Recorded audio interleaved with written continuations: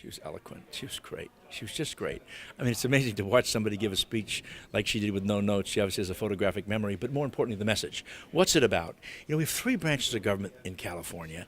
We've got a judicial branch, a legislative branch, and an executive branch. And quite frankly, because of these budget cuts that she talks about, these guys get short-shifted. But what really goes on? What goes on is we pass these laws to give penalty assessments and increased fines and to increase costs of filing fees on the backs of the poor. Can the poor access a civil court if they've got a small claims court case? Does a poor person get a traffic ticket and have to choose between feeding their kids or paying the ticket, and the ticket becomes from $50 to $500? These are horrible decisions that we've made over time, and we've got to think through the system. It really is our core message about justice, and we've got to create access to the court systems to all folks and make it easier. We've got to eliminate this kind of ridiculous thing of criminalizing by someone being poor and having to make these tough decisions.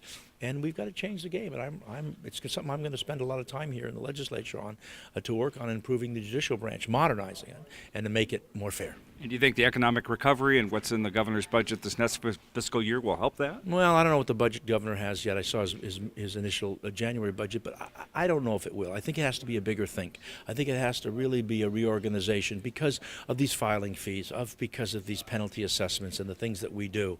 We penalize people who really can't get access to judicial branch. So I think it's a much deeper think than simply giving more cash to the problem. It's what kind of courts. You got 1,800 court officers she talked about today. Are those necessary? Do we have more specialized courts, veterans courts, homeless courts, drug courts, things that really are able to solve problems, not just throwing people away in jail that costs more money than the UC budget?